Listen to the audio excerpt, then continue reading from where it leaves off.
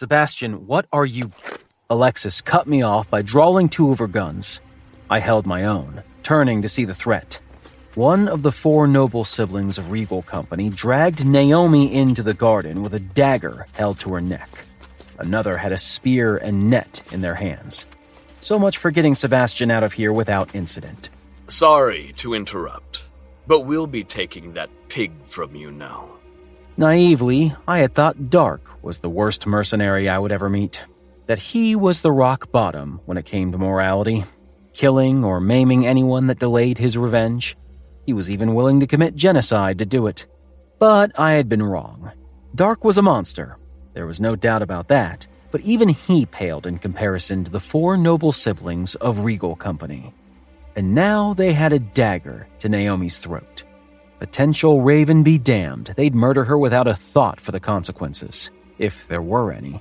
Only mercenaries could take other mercenaries to court, and who would be stupid enough to challenge one of the biggest companies?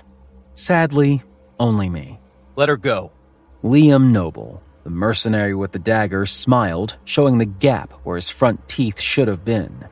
He was muscular and tall, with Goldani skin and hair and violet eyes, the only trait common to all the siblings. Their father, astonishingly, was even worse than his children, and each of them had a different mother. At least two of them were some of the strongest fabricators Dark had ever seen, even rivaling his skills. I don't have to be the bitch who says, that's only happening once you hand him over, right? Ciara gestured at Sebastian. She was slender and snake-like, smooth muscles hidden in plain sight. Her hair was blacker than the sky above us, and her eyes as wide as a cat's. There was no way to tell where her mother was from, or if she was one of the fabricators I had been warned about. Orbis Company has the right to detain him as we see fit. Do you really think we care about who's in the right here? That pig attacked Jay's beloved. Now hand him over before we kill this woman. Did Jay give you these orders? No, we're acting on our own.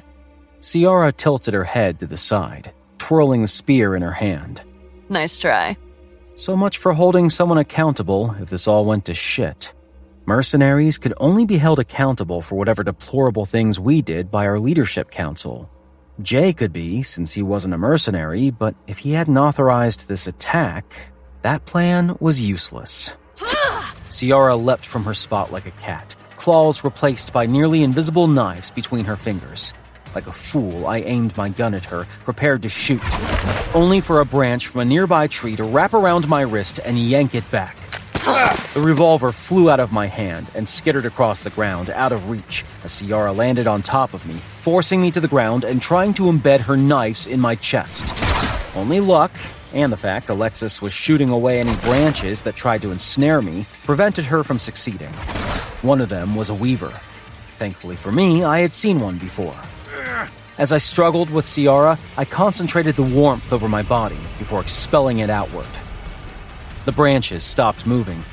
Both would now know I was a nullify fabricator, if they didn't know already, but as Liam gave me a bloody sneer, I knew who the woodweaver was. Physical pain allowed weaving, while memory loss allowed fabricating. It was one of the few rules about magic in this world I was confident about. Ciara, Liam, enough. Ciara rolled off me, suddenly turning meek.